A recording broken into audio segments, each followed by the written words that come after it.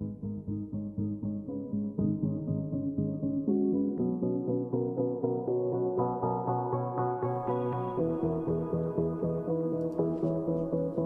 you in sales? Are you a professional that is responsible for figuring out how to find your own clients? I'm Greg Towne, and I know exactly how you feel. I'm fighting for you, and I am in your corner. Each week, I answer your questions on marketing, sales, and flat out how to take your business and your income to the next level. Published author and a member of the John Maxwell team. He brings his knowledge and experience as a business owner, and a leader to help professionals in the area of business development and leadership. Ladies, welcome to Greg Towne. All right, great. Thank you. Oh, sweet, my speaking fee is already up here. Well, good evening, small intimate group. You know what? I love these intimate groups and stuff because it basically means I can go a little bit off the cuff. We can go strictly from the heart, and we make sure we'll have everything wrapped up here in time for us to get out before the library kicks us out. So I always like to kind of introduce myself a little bit just because I know when I'm sitting in your seat. I always wonder, it's okay, this person that's standing up in front, what do they really know? What's their background? What's their backstory? Items of that aspect. And it's always a fun and pleasure when I get to speak in my own backyard because a lot of people know me from my real estate team. And I've actually been voted as one of the top 10 real estate brokers in Washington State for both 2016 and 2017. Just got the award. Yeah. Well, thank you. And how I started in on the training world was basically out of necessity because as you know, being a fellow realtor and stuff, there's a whole bunch of trainers in the real estate space. And what I discovered, all these trainers and stuff, is they train purely off of theory, which basically means that they read something in a book or they heard something on a podcast. It sounded really, really cool and really inspirational, and they went and they built a training program around it. Well, that's really great in theory world, but it really sucks in real life world and stuff. And so I had a friend of mine that came to me and said, Greg, I do business with you because you're my friend first, my realtor second. And I love that concept. I kind of sat there. I went to my team. I'm like, how do we build this training, concept? How do we build this business in real estate that's known primarily as a transactional style business, and take it into that aspect where we really build it into a relationship style business? And that's how my first book came about, of becoming known as the friend in the business, going from salesperson to trusted advisor. And my second book that just got released is called Standing Above the Rest, and it's all about how to get yourself known in a competitive marketplace. And just about everybody in here and stuff, we're all in a competitive marketplace. Well, that led to the John Maxwell team reaching out to me last year and wanted to see what it would look like if we could join forces and stuff. And if you've never heard of John Maxwell, or his name sounds kind of familiar, I always tell people go to the leadership section. You'll see he's written 90 plus books, so more than my two. And he's basically known as, Inc. magazine refers to him as one of the industry experts in the leadership world. And so for me, I was very honored to be able to join forces into that aspect. The reason I bring all this up is not to make it sound like a realtor or somebody like that's going to be a really great motivational speaker or business speaker or something like that. But the reason I bring all this up is because I want you to understand everything I speak, teach, train, and coach on is all done from a position of practicality, which basically means I may see something or hear something or read something really cool, and then we take it to our real estate team and we build it into how do we work all the kinks out of this. Let's put this in, this thing called real world experience. And then from there we take it into our training company and stuff, and we start working with people in a very wide variety of industries and stuff. And so David asked me to come out to speak today. Thank you so much for inviting me out tonight, David. I really truly appreciate that, and I honor that. On the entrepreneurial mindset. And I always make two promises with all my presentations. First and foremost, I promise that you'll get at least one thing tonight that you can take and put into place immediately for both your personal life or your professional life. And the other aspect is, our relationship does not have to stop here. If there's something that you hear that you sit there and go, wow, I wish that my team, my company, my industry, or my organization could hear this, give me a business card, just write the word leadership on the back of it and stuff, and either myself or somebody from my team will reach out to you. Typically we can do at least, typically a 1 hour free presentation for just about anybody and stuff. So But I mean, the entrepreneurial mindset, what does that mean? What does that entail? And just out of curiosity and stuff, feel free to raise your hands. You may raise more than one. How many people here have a job? You trade X amount of hours a day for, okay. How many people here are in a 1099 situation, like a real estate broker, a mortgage person? Okay. How many people here have a professional level practice? They're like a doctor, an attorney, or something of that aspect. Okay. And how many people here they have a team? They have people that work for them. They know what it feels like to write sign both sides of the paycheck. Okay. And how many people here just flat out want to know how to make their money work more for them? Once again, everybody. Awesome. So, the first and foremost aspect in the entrepreneurial mindset is getting yourself out of obscurity. Obscurity is going to be the kiss of death no matter what business that you're in, whether it be real estate, whether it be financial services, whether it be investments. Obscurity is going to be the kiss of death in any business out there. Before tonight, how many people here knew my name? For you that didn't, I apologize. No, don't shake your head. That's on me. That was me. I have to get out of obscurity. I have to get myself known out into the marketplace and stuff. And if you think about it, by being a business owner, by being a leader, we're wired a little bit differently. The schools and the educational systems, and I'm by no means am I slamming the teachers or the educators of today's world. A lot of good friends of mine are teachers and stuff. But schools are not in the business of training people to be good leaders or good business owners. They're in the business of training people how to be good employees. And so, I'm a product of the Albuquerque public school systems in Albuquerque, New Mexico, and just out of curiosity, I wonder if they had, if we picked up some of the same things down there that you guys picked up here. So let's see if we can fill in the blanks. Better safe than, yeah. A penny saved is a penny. Money is the root of all.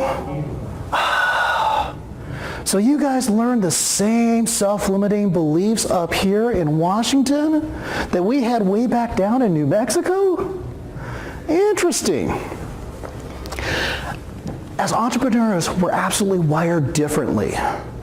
And how we're wired differently is we have to get out there. We have to, what I refer to as, we have to create noise. We have to get ourselves noticed.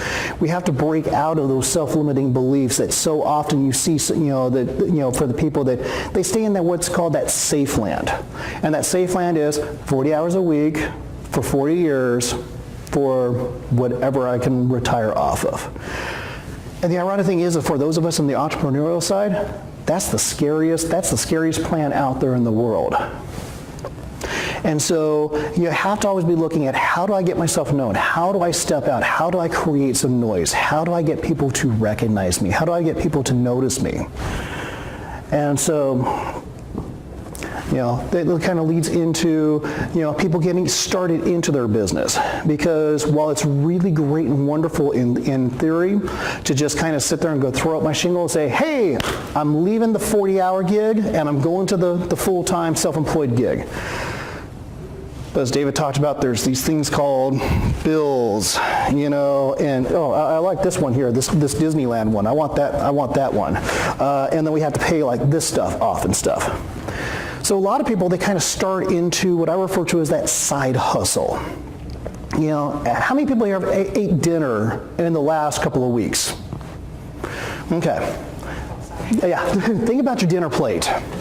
Most people's dinner plates and stuff, you'll have kind of like your main piece of the meal and stuff, like your protein and your good stuff, your main dinner plate and stuff. And then you'll have like some, like a starter, like a salad or something like that, and maybe like some veggies and stuff over here, and your drink, and if you've been a really good boy, your dessert over here and stuff. But you kind of have that 80% of that meal and stuff is kind of like that main plate and stuff. That's kind of like when you want to get started into your own business. is your main hustle, your 40-hour gig, that basically helps you cover cover the bases and stuff. That starts off as your main gig and stuff. That's kind of like your dinner plate and stuff. That's like your 80% stuff right there. Well, then you start looking into, okay, what can I do outside of those hours, from like the 5 p.m. to the 10 p.m. or the 9 p.m. or whatever it works into and stuff. What can I start doing on the Saturdays and Sundays? What can I do with maybe like a little side gig, like with an Etsy, or like a reseller, like with Amazon, or within real estate, or starting up kind of a consulting company, or maybe starting in kind of doing some computer work on the side and stuff. So that becomes what's called the side hustle. And I've always, and the funny thing is, growing up, a lot of times when people tell me, it's like, oh, I can't be a business owner, I can't be an entrepreneur.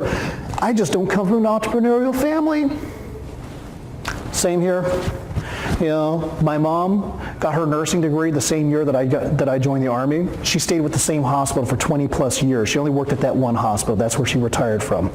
My dad basically worked for 2 major employers for in his entire adult lifehood. First one with the Department of Fish and Wildlife, the second one with the Federal Aviation Administration. I did not come from an entrepreneurial mindset. As a matter of fact, my very first business, you'll like this, it was actually when I was in middle school, and I had two suppliers and stuff. I knew how to stack up my suppliers and stuff too, so I would get the best deal. One was 7-Eleven, the other one was Circle K. I would go to them, I would buy candy. I would take it to my middle school locker. In the middle school, I would resell the candy, of course, for a profit. To me, I had a great business. Until Mom found out and kind of shut me down. That was my first experience with government regulations. But I always had kind of what I refer to as like this side hustle. And even when I was like in the Army, my side hustle was this little Amway business, this little network marketing. I mean, yes, I was Sergeant Sudsy. And, but I mean, it's like I always had I always loved that concept of basically having my little side hustle. And so, while everybody out there would love the concept of being able to get out there and start their own business and just, go full force, sometimes we still have to cover those basics and stuff. We have bills. We have things that, those expensive living expenditures like, electricity, food, mortgage, gas in our car, stuff like that. So we start looking into how do we build up that little side hustle business to where it can eventually become your main hustle business. And then from that aspect, that buys you that freedom of your time back, the freedom of being able to, work the hours you want to work, be able to take on the clients you want to take on. And so it's interesting. I was actually on a call earlier, first thing this morning and stuff, and it was referred to as everybody can do anything, anything they want in starting up a business. You just have to first off have the have the ability and have the desire. And so that's really what it boils down to in getting your own business and starting your business and getting into that mindset is do you have the ability? And for the most part, as long as you've got a working body and a working head, you have that ability. Everything else is just a self-limiting belief bullshit. And then the other aspect is, do you have the desire? And this is kind of where a little bit of the rubber meets the road, because a lot of people, they want to get out there, they want to go do something really big and great, and then they discover that there's sometimes that it's not always so fun and pleasant. There's not always roses and stuff. There's this concept called work that gets tied into it. How many people here have ever read any of Seth Godin's book? Okay. Wonderful individual. Actually got a chance to really kind of sit down with them. Interesting mindset. I mean, the dude is just insane. Got a chance to get some one-on-one time with him. It was just really, really brief at a conference and stuff we were both at, and actually I caught him in the little the hotel shopping area and stuff. And he wrote this wonderful book called The Dip. And it was all based on, I see some smiles here, and it's all based on the aspects of, every industry, you have what's called a barrier of entry. I'll utilize real estate for the example and stuff. So barrier of entry with real estate is actually a very low barrier. It's pretty easy to get into the business of real estate.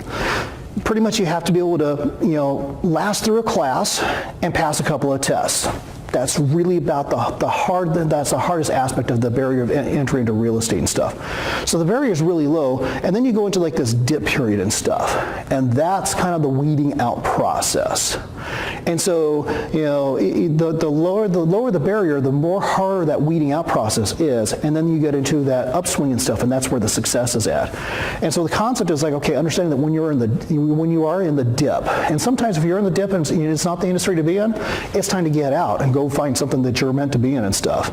And he also correlated like real estate, which has the low barrier of entry, versus attorneys, which has law school and the bar, which is a very high level of barrier of entry and stuff. And so their dip process is actually a lot more shallower before they start hitting the growth process on it, as opposed to real estate, which you'll see more people kind of flounder into that aspect.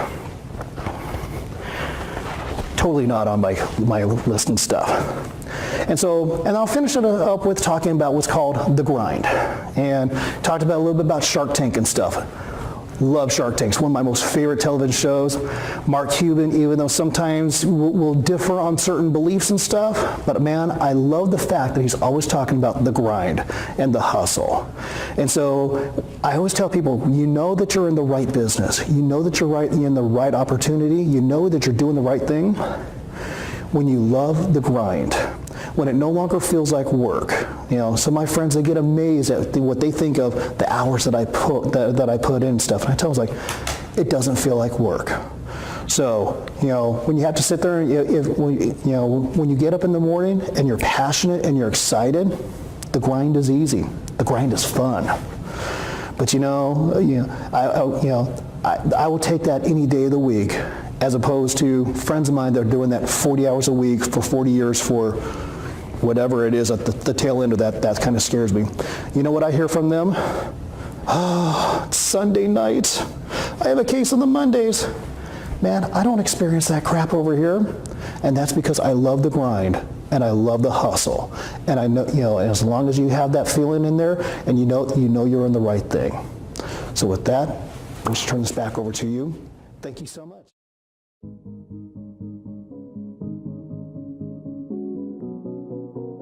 CEOs see it clearly in the profit and loss statement. Managers feel it, and your customers notice it. The difference between a motivated and inspired sales staff and those that are stuck in a rut. The question is, how do you get your team to the next level? Is there something you can do to break through the resistance and help them get the right mindset to grow your business? The answer is yes.